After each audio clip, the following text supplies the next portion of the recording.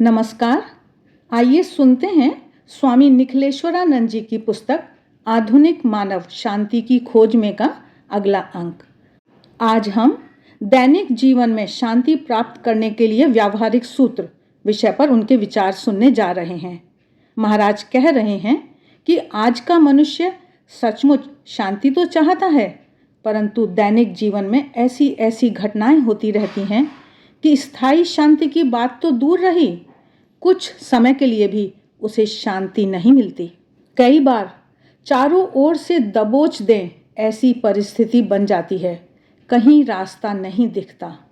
व्यापार में सहभागी धोखा देकर संपत्ति हड़प लें, या संतान उपद्रवी होकर गलत मार्ग पर जा रही हो, अथवा जिसे प्रेम में सर्वस्व अर्पण कर दिया हो ऐसा प्रेमी मुंह फेर ले, दूसरों का भला किया हो तो भी उसकी ओर से निंदाओं की वर्षा हो रही हो, नौकरी में ईमानदारी होने के कारण सहकर्मी और अधिकारियों के क्रोध का शिकार बने हों, ऐसी कई बातें दैनिक जीवन में होती रहती हैं जो समग्र चेतना को डगमगा देती हैं, मन को अशांत कर देती हैं। ऐसे प्रसंगों में मन को स्थिर और शांत रखने की कला को जानने वाला मनुष्य जीवन के युद्ध में विजय प्राप्त करता है। इस विजय को प्राप्त करने के लिए जीवन की जटिल परिस्थितियों में शांति किस प्रकार बनाए रखनी चाहिए, उसके लिए अनेक सूत्र हैं। उनमें से कुछ मुख्य सूत्र ये हैं। चिंता की औषधि चिंतन। इस विषय पर महाराज अपने विचार प्रकट करते हुए कह रहे हैं कि मनुष्य को अशांत करने वाला महत्वपूर्ण कारण है चिंता। छोटे बड़े सभी को कोई ना कोई चिंता सताती ही रहती है। किसी को धन की चिंता है तो किसी को तन की चिंता है, किसी को भविष्य की चिंता है तो किसी को सम्मान की। इस प्रकार मनुष्य के मन में चिंता हमेशा बनी ही रहती है, वह उसे खाती रहती है। इसलिए कहा जाता है कि चिता से भी चिंता अधिक खतरनाक होती है, क्योंकि चिता तो मरे हुए को जलाती है, जबकि चिंता तो जीवित व्यक्ति को ही जलाती रहती है। जब चिंता से मनुष्य निरंतर जल रहा हो तो उसे शांति कैसे मिलेगी? परंतु जब मनुष्य चिंताग्रस्त होता है तब उसे सबसे अधिक शांति की आवश्यकता होती है। तो ऐसी परिस्थिति में शांति किस प्रकार प्राप्त करें? चिंता पर चिंतन करना।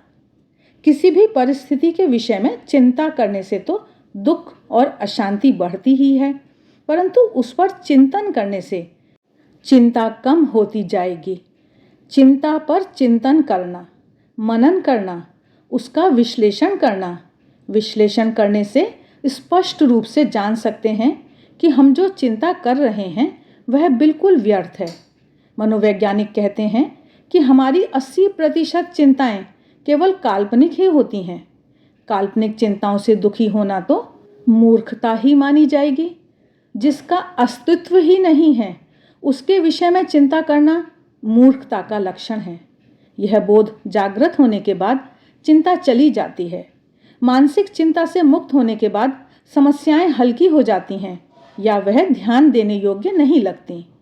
कभी कभी ऐसी परिस्थिति खड़ी हो जाती है कि व्यक्ति को ऐसा लगता है मानो वह चारों ओर से समस्याओं से घिर गया हो, तब वह बहुत चिंता करने लगता है। उदाहरण के रूप में एक व्यक्ति वर्षों से जहां काम करता है वह मिल बंद हो जाती है, उसकी आय बंद हो गई। घर में उसे वृद्ध माता पिता, पत्नी और 2 संतानों का लालन पालन करना है। पुत्र ने 12वीं कक्षा की परीक्षा दी है, अब उसे कॉलेज भेजना है। इन परिस्थितियों में क्या करें? निराश हो जाने वाली परिस्थिति में हमेशा यह याद रखना चाहिए कि भगवान एक द्वार बंद करते हैं तो दूसरे 2 द्वार खोल देते हैं।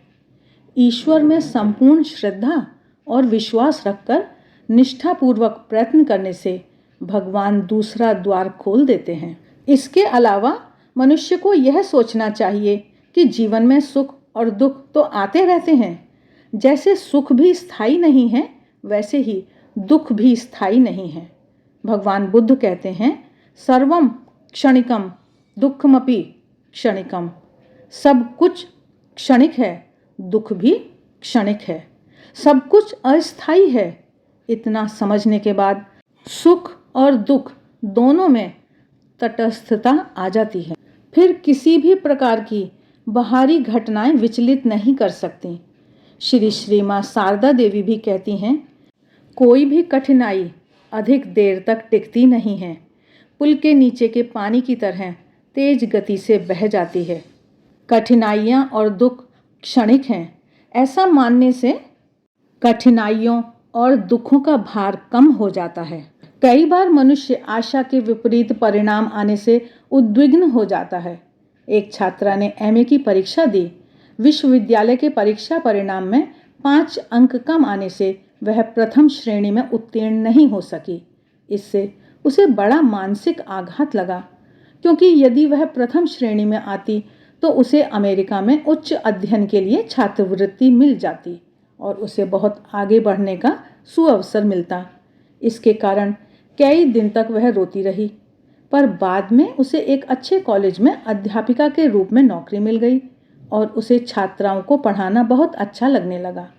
साथ साथ वह छात्राओं के चरित्र निर्माण का भी कार्य करने लगी और छात्राओं में बहुत प्रिय हो गई। अन्यथा विदेश में ऊंचा पद और भौतिक समृद्धि मिल जाने पर इतनी सारी छात्राओं का प्रेम, कार्य का संतोष, चित्त की प्रसन्नता और शांति उसे नहीं मिली होती।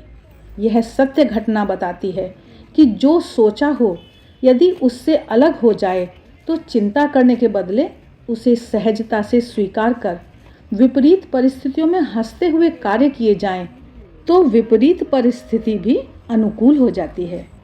ईश्वर भक्तों को एक बात हमेशा ध्यान में रखनी चाहिए कि ईश्वर जो भी करते हैं वह हमारे अच्छे के लिए ही करते हैं। इससे मन में अद्भुत शांति आती है। तब किसी भी परिस्थिति में मनुष्य विचलित नहीं होता है।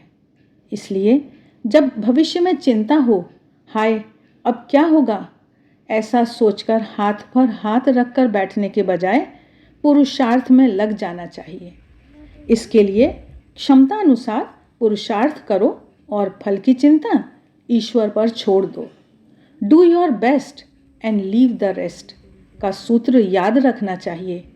गीता में भगवान श्री कृष्ण कहते हैं, माँ फलेषु कदाचना। जीवन में शांति बनाए रखने का अगला सूत्र महाराज बता रहे हैं, सत्यमेव जयते। जो लोग गलत करते हैं, अनीति के मार्ग पर चलते हैं, कुटिलता, प्रपंच, हिंसा, आतंक का आचरण करते हैं, उन्हें जीवन में कभी सच्चा सुख या शांति नहीं मिलती है। गलत कार्य करने वालों के मन में एक भय बना रहता है। भले ही वे बाहर से स्वस्थ दिखाई देते हों, पर उनके मन में थोड़ी सी भी स्वस्थता या शांति नहीं होती है। गीता में कहा गया है, अशांतस्य कुतः सुखम, अर्थात अशांत व्यक्ति को सुख कहाँ से मिलेगा। जिन्होंने दूसरों को ठग कर धन ले लिया हो या माल में मिलावट करके लोगों की जान को खतरे में डालकर पैसे कमाए हों, या जिन भवन निर्माताओं बिल्डरों ने कच्चे मकान बनाकर संपत्ति बना ली हो, या जिन्होंने रिश्वत लेकर अनेक गलत कार्य कर या करवाकर बंगले, गाड़ी या फार्म हाउस खरीद लिए हों, उन्हें शांति नहीं मिलती है। क्योंकि प्रत्येक मनुष्य के मन में एक सूक्ष्म कंप्यूटर रखा गया है जो एक एक बात को नोट करता रहता है। असत्य का आचरण करने वाले यह मानते हैं, मेरे कुकर्मों की किसी को खबर नहीं है। दूसरे जाने या न जाने, परंतु उनके अंतःकरण में उन कुकर्मों की सूक्ष्म वीडियो रिकॉर्ड हो जाती है और एकांत के समय में यह अप्रकट वीडियो उनके मन के पर्दे पर प्रकट हो जाती है। तब वह व्यक्ति भयभीत और बेचैन हो जाता है। यह सूक्ष्म वीडियो उसके सुख शांति को हर लेती है।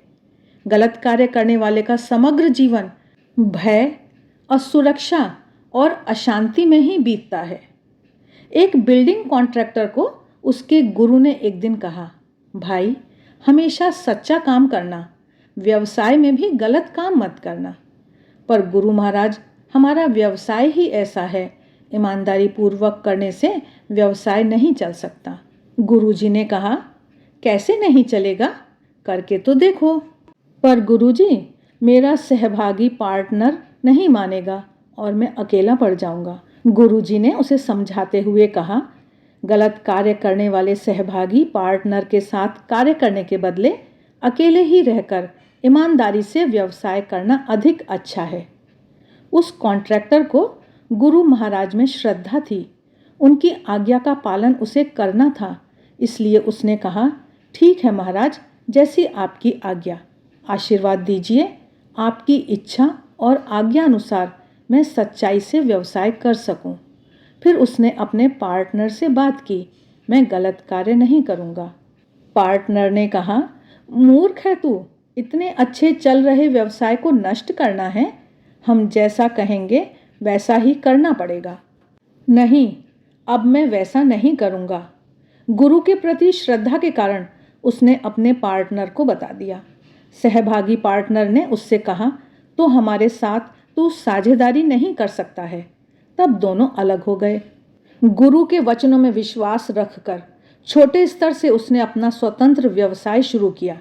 प्रारंभ में 2-3 वर्ष कठिनाई हुई, पर धीरे धीरे लोगों को उसकी विश्वसनीयता का पता चल गया और उसे भवन निर्माण के अधिक ऑर्डर मिलने लगे। उसका व्यवसाय स्वतंत्र रूप से भी चलने लगा। पहले पैसे तो अधिक मिलते थे, पर मन को शांति नहीं मिलती थी। अब पैसे भले ही कम मिलते थे, पर मन में शांति रहती थी। मन में आनंद रहता था कि अब कोई गलत काम नहीं करता है। जो असत्य का आचरण करते हैं उन्हें शायद प्रारंभ में सफलता मिलती दिखाई देती है, पर कभी ना कभी कर्म के सिद्धांत के अनुसार उन्हें गलत कर्मों का फल अवश्य भोगना पड़ता है। जो एक बार झूठ का सहारा लेते हैं उन्हें और भी अधिक झूठ का सहारा लेना पड़ता है, इसलिए उनके गलत कर्मों का परिमाण बढ़ता जाता है।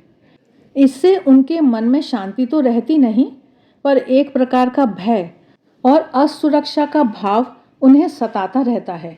जो सत्य का आचरण करते हैं उन्हें प्रारंभ में बहुत सहन करना पड़ता है, परंतु उन्हें सत्य पालन के मीठे फल अंत में अवश्य मिलते हैं। अंत में सत्य की ही विजय होती है। सत्य निष्ठा का शुभ परिणाम भले लंबे समय के बाद आए, पर वह जो शाश्वत शांति और परम सुख देता है, उसके आगे सत्य पालन के लिए मिले कष्टों का मूल्य बहुत कम होता है। इसलिए जिनको सच्चा सुख और शांति चाहिए उन्हें हमेशा सत्य का पालन करना चाहिए। चाहे जितनी कठिनाइयां आएं तो भी सत्यमेव जयते सूत्र अपनाकर सत्य का पक्ष कभी छोड़ना नहीं चाहिए। शांति प्राप्ति का अगला सूत्र महाराज पद्मपत्र मीमांसा बता रहे हैं, लेकिन इसकी चर्चा हम अगले वीडियो में करेंगे। आज के लिए बस इतना ही। वीडियो अच्छे लगते हैं तो लाइक का बटन ज़रूर दबाएं, कमेंट बॉक्स में कमेंट करके बताएं। इससे हमारा भी उत्साह बढ़ता है और हमें और भी अच्छे वीडियो बनाने की प्रेरणा मिलती है। मिलते हैं फिर, तब तक देखते रहिए देवाक्षर। आप सभी का बहुत बहुत धन्यवाद।